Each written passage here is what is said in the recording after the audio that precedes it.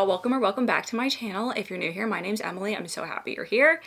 And on this channel, we talk about books and read a lot of books. So if you like that, you're in the right place. This week is a bonus vlog for the month of October. It is a Halloween-esque vlog. So it is Monday, the 28th. Yeah. And I'm just going to try to read spooky books for the week, or just books that make me like really want to get in the Halloween spirit. So I did start a book this morning at work, and that was Frankenstein by Mary Shelley. This is the first time I've ever read Frankenstein, and quickly was reminded why I don't read classics, because the writing is just a lot to digest. This book's only like 200 pages, so I don't think it's going to take me too long. I'm already on page like 82. So basically I'm at the point in the book where the monster is created pretty early on. You get letters from this guy at the beginning that meets Frankenstein. I believe it's Frankenstein when he's on an expedition, and then Frankenstein starts telling his story, and that's when the book starts.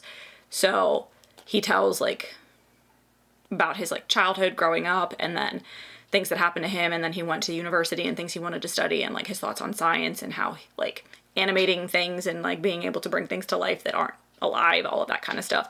And then immediately he's just like, I have this monster. It's definitely not as dramatic as like some of the renderings I've seen in movies where it's like stormy and lightning and he's a mad scientist. It's definitely not that.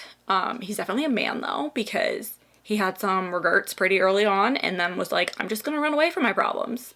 And then the problems come back. So that's where we are. I don't know what the next 100 pages or so is gonna be, but so far, I'm not liking it, but it's definitely just like harder to digest.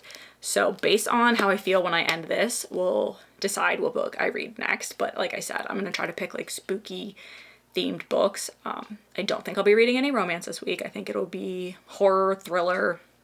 I don't really know if I'll even read any fantasy. So stay tuned for that, and I will update you all later.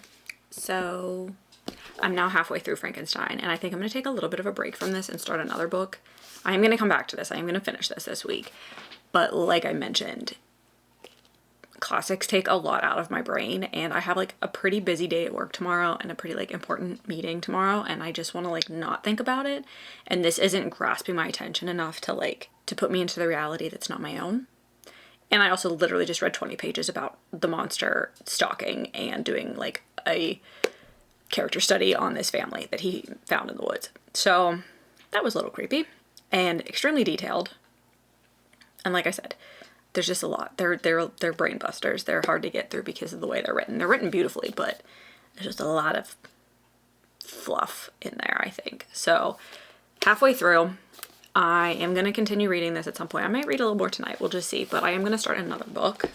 So these are the two that I have my eye on for the week. And they're both book of the months. The Book of Witching by C.J. Cook. I think this is like a gothic fiction.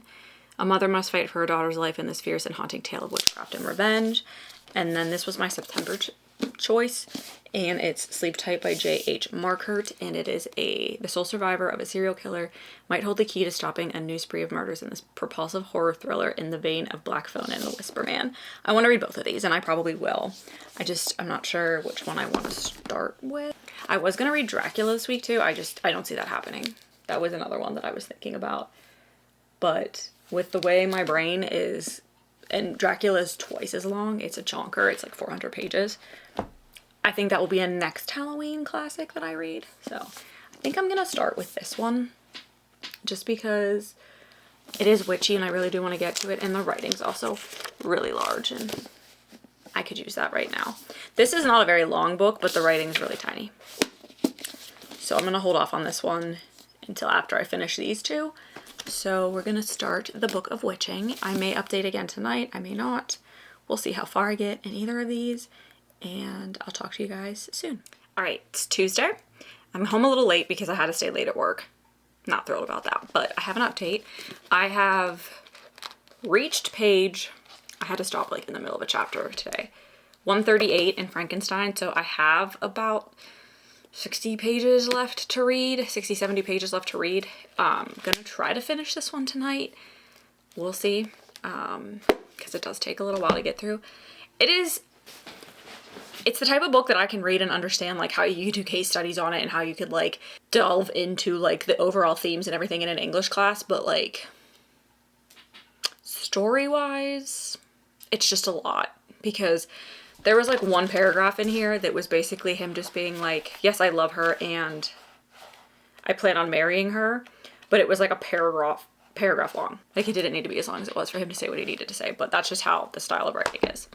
Last night too, I like ate through this book. I got to page 200. It's a quick read, and in it we're following, I don't remember their names, Clem and her 19-year-old daughter Erin in like current time, so 2024. And Erin went on a hike with her friends and ended up having an accident, and her mother Clem finds out at the beginning, and she's put into like a medical coma. And then as she wakes up, they're trying to figure out what went on. And at first when she wakes up, she's like, she doesn't think she's herself. She's like telling them her name is something else and she's a different person and she doesn't know who they are. And that does say that in the flap. I don't read the flaps until I start to read the books. And then I can't really talk too much about the secondary storyline, which is like the 1700s and a woman being accused of witchcraft there for certain reasons. And I don't know why I do this to myself, because every time I read a book about witchcraft and like women being like accused wrongly usually of witchcraft just because they're different, or like somebody has a vendetta against them or whatever, I get so irritated. It is so infuriating that like, I know this happened and I think that's why it's so infuriating, but I'm hoping that this doesn't end in a way that upsets me, but I have a feeling it's going to. So we'll see. And there's this like magic book, because there's these type of people, it doesn't say the name of them in the front, but it's these like type of people that I think like study magic, but they're not considered bad because they do. And the woman in the past was part of that, but then she kind of left that group. And they have this book that they use, and the book is kind of like time traveling right now. Like, they're seeing it in both the 1700s and 2024, which is when the present time is. So it's interesting. And like I said, really quick read. I'm like flying through it, and it is interesting enough that it's holding my attention. So we'll see how far I get with these two books tonight, and we'll go from there. Nighttime update. I just finished The Book of Witching. I really liked this book, but it also frustrated me at the same time. So I'm not really sure where I'm landing on it. It was a good story. It was a good like back and forth between old time frame and like now. And it was the 1500s, 1400s. I got my dates mixed up because 1500s, Dracula, Jesus. 1500s, Frankenstein takes place in the 1700s. But anyway, half of this book takes place in Orkney, which I guess is like an isle. I don't know if it's like in the Scotland area. I didn't know it was a real place. I thought it was just like a place that this book was talking about. And then I was reading a little bit more of Frankenstein, and it said that he passed through Orkney, which is just weird. Like, never heard of this place before, and I'm like simultaneously reading two books and they both talk about it. Maybe I picked the right books to read together. I don't know. But I read a little bit more Frankenstein. So I have about 50 pages to read tomorrow in this. This is the book I've been taking to work to read like before work and at lunch. So hopefully I'll finish this tomorrow.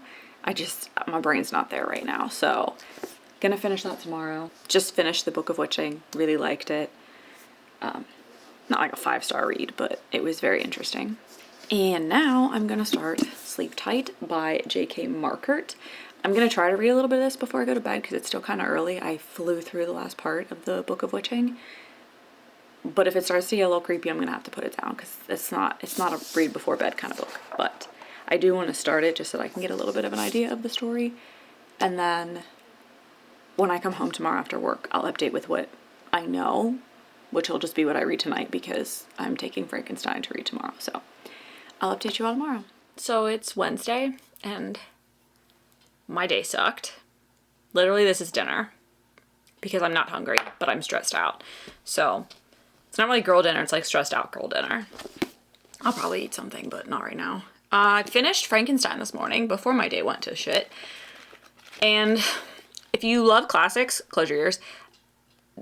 Nothing happened in this book. Like, nothing happened that couldn't have been said in like 50 pages. I feel like this entire book was just the ramblings and thoughts of Dr. Frankenstein, or I don't even know if he's a doctor, the Victor Frankenstein, and like his regrets about making this.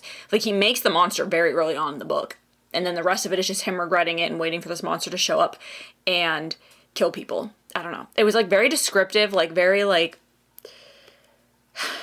lyrically written, I guess. I don't know, like it's written like a classic, so things that could be said simply are said in a lot of words and very flowery, I guess is the best way to say it. So it was okay. I'm happy I read it, so now I can say I've like actually read Frankenstein, but it was a doozy to get through, and this is the reason I'm not reading Dracula until next year, because I did want to read that this week too, but that's not happening. So then I finished the Book of Witching last night and started Sleep Tight, and I got about 50 pages in last night, and then I only read about 30 pages so far today. But this is about, we're following a woman who is like a police detective, and her father was also a police detective. And back in the day, he was one of the two that, I think he was a police detective. He was involved in the police force.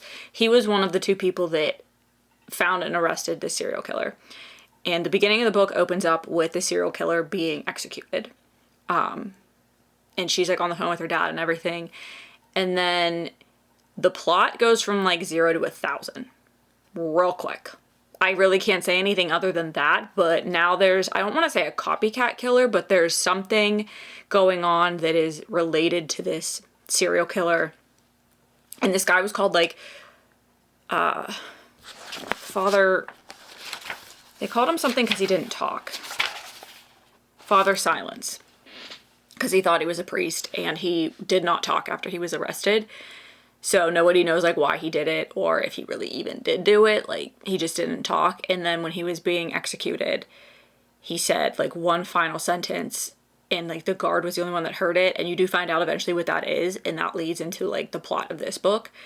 Now they're basically chasing down this other unsub that is not copycatting, but is like committing crimes in the name of that serial killer.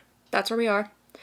As I said, I'm irritated, so I'm not sure how much I'm gonna be able to focus. I didn't say I'm irritated, but I am irritated. So I'm gonna try to calm down a little, and then maybe the wine will help relax me and I will be able to get more into this. But right now I'm just like I'm up here, I need to be down here. So I will update probably tomorrow, which is Halloween.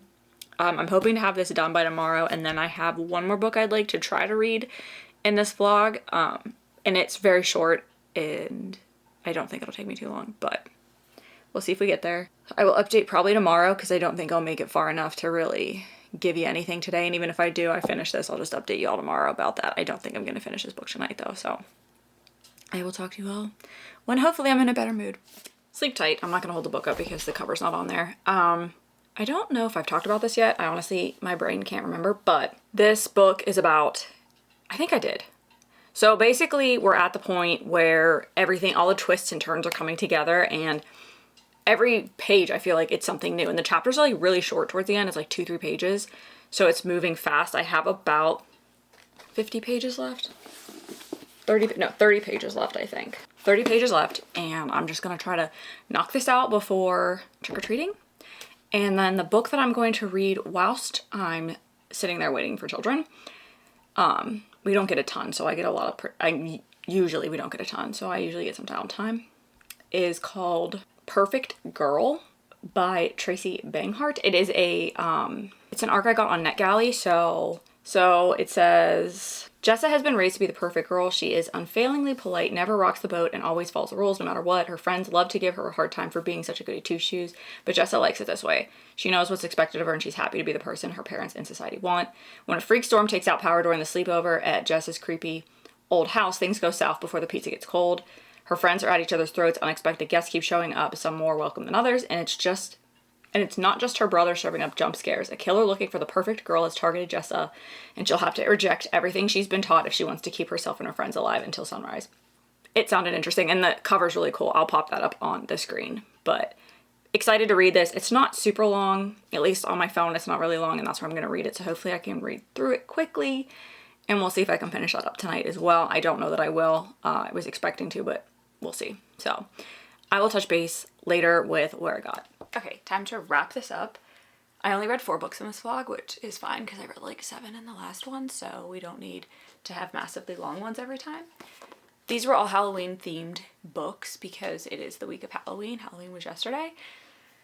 So the first book I started was Mary Shelley's Frankenstein. I have never really been like that interested in reading the classics, but for some reason I really wanted to read Frankenstein and Dracula, so I bought both. I only made it through Frankenstein though, because it was difficult to read in my opinion. I think just the way that this book was written was just a little too flowery, and there was just a lot of fluff, I think, in the way things were written. Not much really happens in this book, but it's still like 200 pages long. So that's kind of my opinion of it. You find out pretty early on Victor Frankenstein makes the monster and then like immediately regrets it and is kind of just happy when he leaves his house because he doesn't want to be around the monster, and he comes back and the monster is gone. But obviously that's not the end of the monster that we're going to see, and he comes back and he's pretty much just like haunting Frankenstein. So there's a lot in here about like nature versus nurture, I think, is the overall theme in this book. So I can understand why this would be something that like you'd read in school to study. But I only gave it like 3 stars because honestly it was really hard for me to get through just the writing style and everything. But I do still want to read Dracula, but that'll probably be like next Halloween. Then I read The Book of Witching by C.J. Cook. This was my book of the month for October. This follows dual timelines. We're back in like the 1500s when witch trials and everything were very prominent. People were burned at the stake. Women, I should say, more than anything. And there's this like town where there's like this witch coven, and we follow a woman who has kind of left them and her family, and she was a very good like witch, but she doesn't want to do it anymore, and something happens when she's like asked to do something and refuses to do it, that she's like the target now of the Earl's brother. So there's like a whole trial and everything that she goes through in her timeline, and then it's connected to present day. This girl goes to that island that this whole trial was happening on back in the 1500s, and something happens to her and her friends, and that her mother is now trying to figure out what happened, what's going on, and how to help her daughter. And they are connected. It is very like paranormally magical kind of connections. It's obviously not something that could happen in real life, but everything else I would say kind of is, like the storyline in general, because obviously the witch trials happened, but like the things that connected them together are very unrealistic. So I did like this. I gave it 3.5 stars, I think. That sounds right. Okay, and then the next book I read was my September book of the month book, and that is Sleep Tight by J.H. Markert. And this is a book about a serial killer who is like executed at the beginning of the book, like that's how it opens, and we're following the daughter of one of the detectives that put him away, and she is now a police detective. And this book goes from like 0 to 100 really fast. Basically there's things connected to this serial killer that come back to haunt her and her family, and there's like a gap in her memory that she has from like a child, when she was a child, that does play a pretty big role in the book. I think you can kind of figure out what's going to happen like a little bit before it does, but this was very fast paced, and I think it's because it started off like pretty quickly. There was not a lot of build up to the main plot of the book, which was, it's basically just her dealing with her daughter's kidnapping, which is what happens at the beginning of the book, and that is in like the front flap. But there's a lot more into it than just the kidnapping, and a lot of things are interwoven, and you think you know what's going on, but it's very twisty. I don't think you're supposed to get like the full gist of it until the end, but I think it did kind of end abruptly though. I think for a lot of the build up it had, the ending, like the whole last confrontation was pretty quick, but still really liked it because it was fast paced and it was very atmospheric for like reading it on Halloween. So 3.5 stars for this as well. And then I read an arc, so I had an e-arc from NetGalley of Perfect Girl by Tracy Banghart, and this follows Jessa, who is a high school student. I don't know if it ever said how old she was, but she's in high school, and she's known as like the good girl. Like she follows rules, she's a rule follower. She even admits that she loves rules. Her parents like are leaving town for the night, and she doesn't want to be by herself because her house is allegedly haunted. So she asks if she can have friends over, and her parents are like, yes, but like these are the rules, don't break them. So 3 of her friends come over for a sleepover, and then her brother ends up coming home with his best friend. So there's like the 6 of them in this house, and something weird is going on, And at the same time you're following that timeline, you're also following something that happened like a few weeks earlier with a girl from that area as well that was like abducted by this alleged serial killer. And it's just connecting those two stories. And it was a very quick read. I read it in just like 2 hours, 3 hours, something like that, because I read it all last night. It was not very long either, but I think like I enjoyed it, but it wasn't like the best read. It was very fast moving. It was very disturbing for like what the book looks like. I think it had a very disturbing plot. It went a place I didn't think it would go, I guess I should say. But it was also a perfect read for Halloween because it gave me that like creepy someone's looking in their house vibe and somebody's watching them and somebody's trying to get into the house and kidnap them and all that kind of stuff. So it had that great spooky vibe. But overall, I don't think it was like the best written book or the most thought out plot line. So I still did enjoy it. It was a very quick, fast-paced thriller. I gave it 3 stars because, again, I would recommend it, but it definitely is written for more, like, I think, a younger age group. But anyway, so those are the 4 books I read that were supposed to be, like, Halloween-y and atmospheric this week. I think this wasn't, like, my best reading week, I'd say, but I don't really rate thrillers high to begin with, so I was kind of expecting that.